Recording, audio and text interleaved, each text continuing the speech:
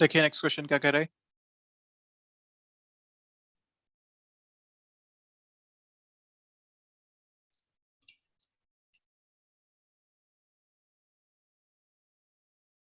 वैसे ये अभी किया था वैसा ही है, तो चाहे तो इसको अपन स्किप कर सकते हैं। Rate of mass of gas emitted from a rear of a rocket is 0.1 kg per second, और आपको गैस की स्पीड दे रखी है 50 metre per second. Mass of the rocket is 2 kg, then the acceleration of the rocket in metre per second square is. ये आपका question है। चलिए try कीजिए, देखिए क्या आता है।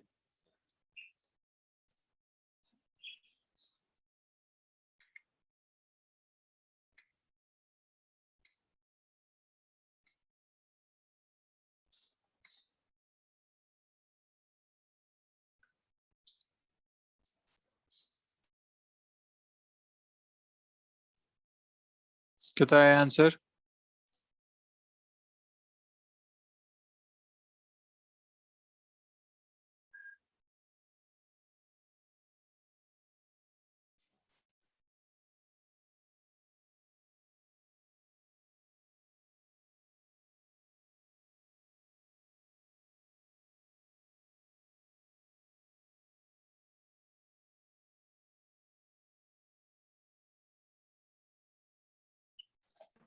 Sir third option 2.5। हाँ 2.5 ठीक है। क्या किया श्रेय? सर फोर्स इक्वल किया। कौन कौन सा? वो mass of rocket into acceleration of rocket is equal to जितना वो लोग निकाल रहे हैं ना वो gas, rate of mass multiplied by speed of relative speed of gas, इससे वो निकल रही है। ठीक है, इसका तो फोर्स बेसिकली वही डायग्राम बात। लगा के देखो ना एक बार। फोर्स इज इक्वल टू, हाँ, D by D T of M V, ये अपन जानते हैं। तो यहाँ से अगर फोर्स लिखा जाए तो लिखा सकता है M D V by D T plus we D M by D T, ऐसा लिख सकते हैं इसे। So this is nothing but M A plus we D M by D T. ये सिस्टम हो गया। फोर्स डायग्राम अगर देखेगा तो रेट ऑफ मास यहाँ पे दे रखा है आपको, स्पीड ऑफ द गैस ये दे रखा है, मास of the rocket, acceleration of the rocket, ठीक है। तो ऊपर इस पे थ्रस्ट फोर्स लग रहा है, नीचे इसका mg इस पे एक्ट करेगा, और इस एक्सेलरेशन ऊपर की तरफ अपन इसका देखना चाह रहे हैं। ये इसका नेट हिसाब रहेगा। तो यहाँ से आप देख सकते हैं m2 दे रखा है इंटू ए प्लस वी यहाँ पे आपको 50 दे रखा है, D M by D T आपको यहाँ पे दे रखा है 0.1। फोर्स फोर्स कितना है?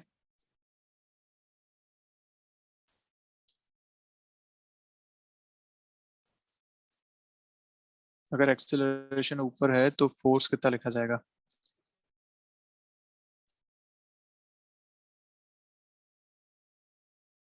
कितना लिखा तूने फोर्स रे? मैंने तूने क्या किया? इन दोनों को इक्वल कर दिया।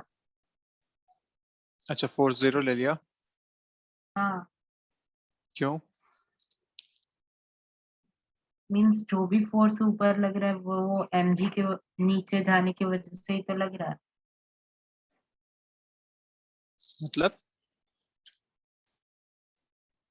मतलब कि ma is equal to v dm upon dt।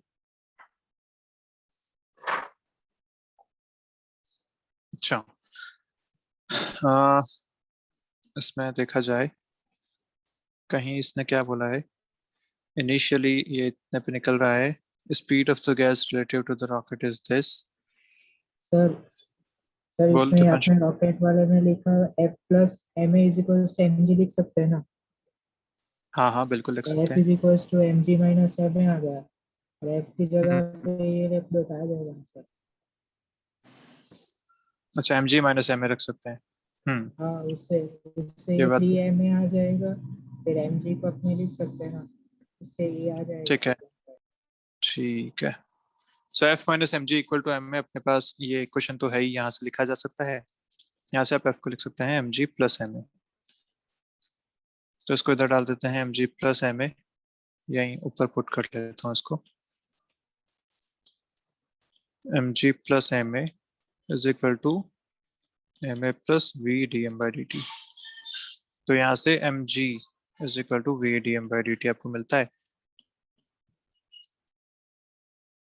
तो भैया एक्सेलरेशन कैसे मिलेगा अब यहाँ से आपको? सर वो sir F equal to ma कर सकते हैं ना? क्या दीपांशु वापस बोल। F plus m ma is equals to mg लिखा तो F is equals to mg minus m। अगर थ्रस्ट फोर्स ऊपर लग रहा है, mg नीचे लग रहा है, तो नेट एक्सेलरेशन इसका ऊपर की तरफ आना चाहिए। कौन सा क्वेश्चन था वो देखते हैं एक बार में।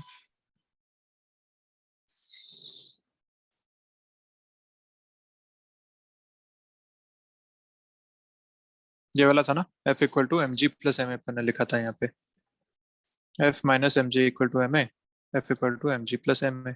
यहाँ पे तो यही किया था।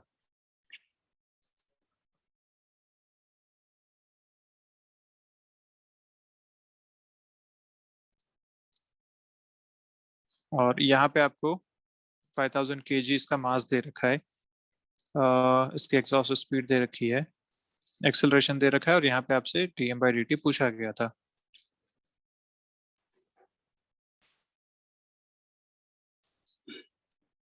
तो पहले आपने फोर्स निकाल लिया, फोर्स को यहाँ से मास लिख लिया। Okay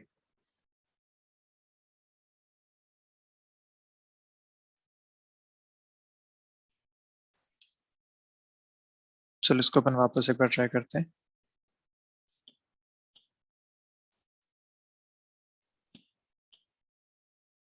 force equal to M g plus m है, ये तो बात क्लियर हो गई। और अपने को यहाँ पे एक्सेलरेशन फाइंड करना है, ठीक है। मैं फोर्स की जगह लिख सकता हूँ d by D T of M v, this is force equal to M g plus M a. Velocity आपको यहाँ पे 50 मीटर पर सेकंड दे रखी है, so v D M by D t. पर हाँ सर बोल बोल श्रेय। यहाँ पर रॉकेट दिया हुआ है, तो अगर हम लोग ऐसा माने कि वो स्पेस के अंदर है, तो उसके ऊपर कोई एमजी नहीं लग रहा है, वो चल रहा है, वो सिर्फ इस जो धुआं वो निकाल रहा है उसी की वजह से वो चल रहा है। तो इसके अंदर अगर हम लोग फोर्स सिर्फ दो ही बचे और उन दो को इक्वेट कर दे।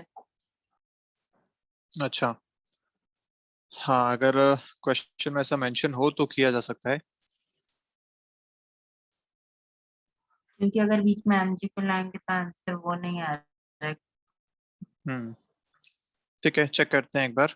वेलोसिटी 50 दे रखी है, डीएम बाई डी टी आपको यहाँ पे 0.1 दे रखा है, मास 2 है, जी 10 ले सकते हैं, और एम 2 इंटू ए, ये आपका हिसाब है। यहाँ पे आ जाएगा 5 माइनस 20 बाई 2, ये तो उल्टा हो जाएगा, मतलब रॉकेट ऊपर उठ ही नहीं पाएगा, ये ऐसा हिसाब बता रहा है, क्योंकि एम जी यहाँ पे ज्यादा हो गया एम ए से।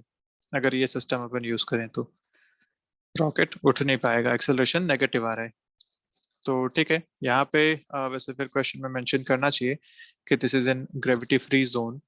अगर ग्रेविटी फ्री जोन में है तब आप इस क्वेश्चन को सॉल्व कर सकते हैं फिर तो आसानी से। अगर ग्रेविटी फ्री जोन है तब तो ये सारी चीजें हट जाएंगी। अब आपका आंसर यहाँ से आपको मिल जाएगा। So acceleration is 5 by 2, 2.5 metre per second square. ठीक, तो क्वेश्चन में मेंशन कर लेते हैं ग्रेविटी फ्री जोन में है ये।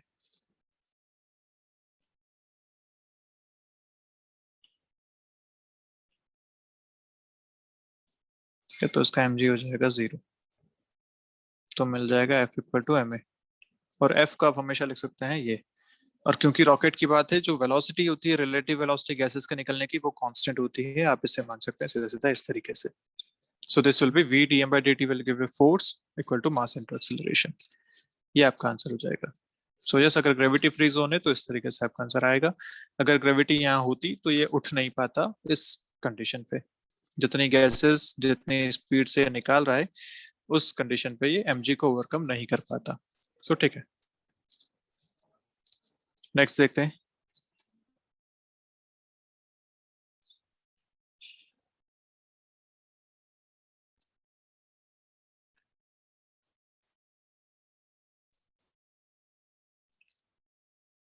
ब्लॉक ऑफ मास m है, resting on a smooth horizontal surface, one end of a uniform rope of mass m/3, रोप का भी मास है यहाँ पे ध्यान रखना है, is fixed to the block which is pulled in the horizontal direction by applying a force F on the other end. The tension in the middle of the rope is, ठीक है। तो ऐसे क्वेश्चन को करने का आसान सा तरीका क्या होता था कि आप उस रोप को भी एक मास की तरह ट्रीट कर लीजिए, आप आसानी से उस क्वेश्चन को कर पाएंगे। यहाँ पे है और इस पे आप एक फोर्स लगा रहे हैं F। आपसे पूछा गया है कि in the middle of the rope यहाँ पे टेंशन कितनी होगी।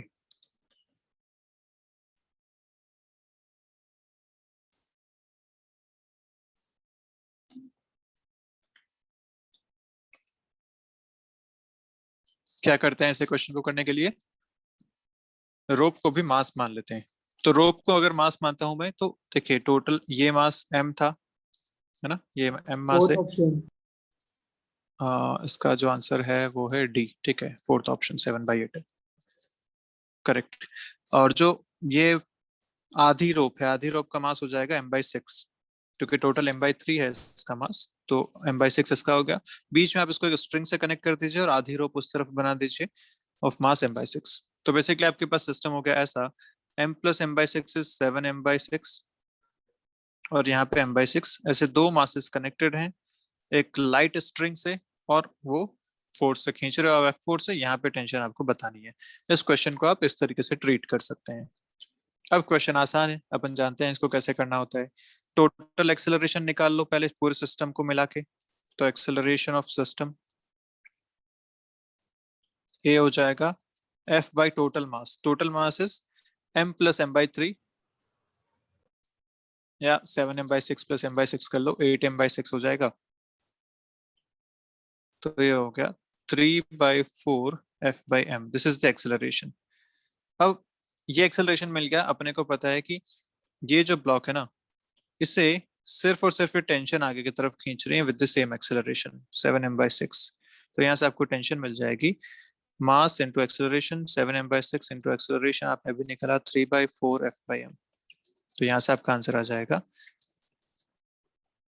ये 2 टाइम्स कैंसिल हो गया, 7/8 F, ये आपका आ गया टेंशन 7/8 F, ये आपका आंसर आ जाएगा फाइनली।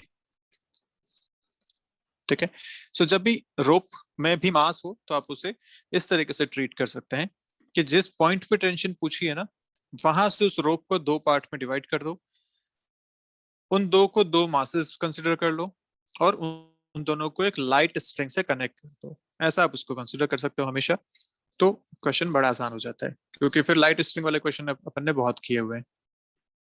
Yes next sir. देखते हैं, नेक्स्ट बताइए।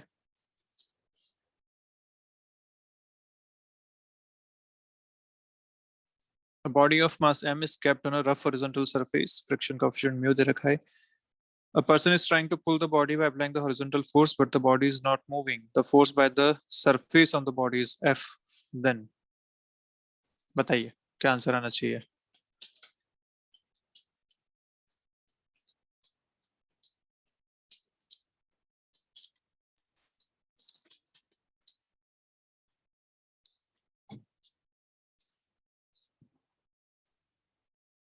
सीधा देख के आंसर देना है, इसको सॉल्व करने की जरूरत ही नहीं है।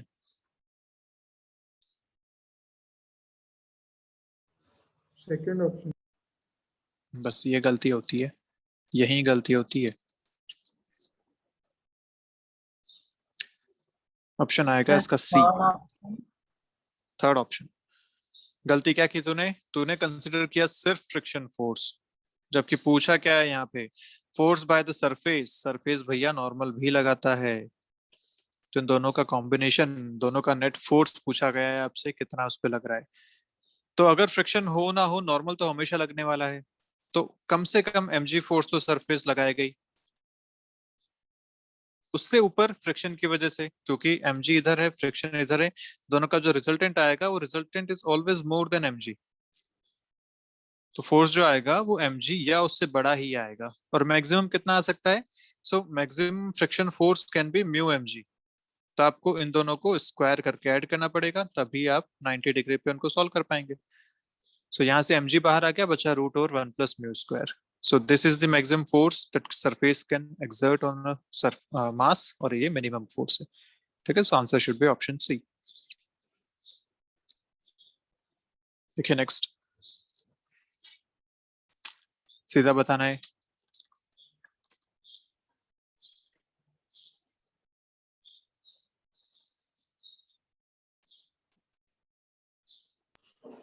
Third option. ठीक है। Motion with a constant momentum along a straight line. Straight line पे अगर कांस्टेंट वेलोसिटी के साथ चल रहा है, कांस्टेंट मोमेंटम के साथ चल रहा है, तो किसी फोर्स की जरूरत नहीं है। सीधा सा हिसाब है। So answer should B 3। भाई यहाँ पे बोला है कि एक्सेलरेटेड मोशन, एक्सेलरेशन है मतलब फोर्स तो चाहिए। रिटार्डेड में फोर्स चाहिए। वेरिंग वेलोसिटी है, फोर्स चाहिए। सीधा सा बात है। जहाँ पे मोमेंटम कांस्टेंट है मतलब F इज इक्वल टू 0 है, क्योंकि मोमेंटम कांस्टेंट है। सीधा सा हिसाब है। तो ये आपका आंसर हो गया। देखते हैं लास्ट क्वेश्चन आज का।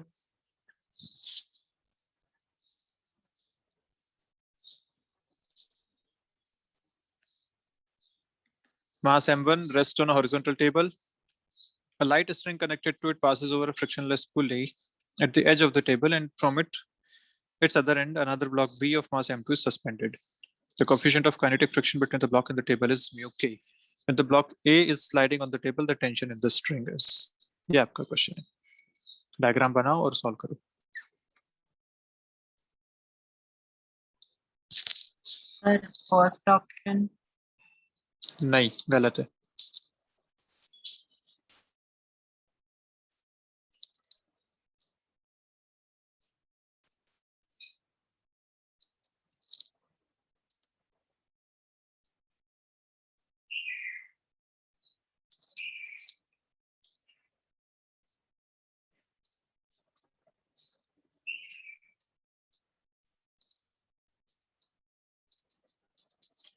टेंशन पूछा गया है आपसे, एक्सेलरेशन नहीं पूछा है, ध्यान रखो इस बात का।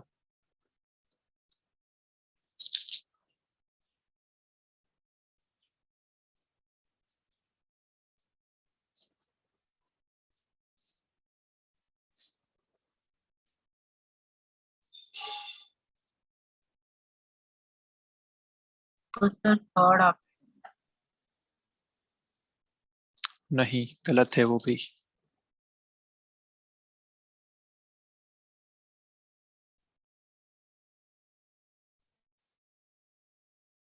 Answer is option 2। Second option, हाँ सर।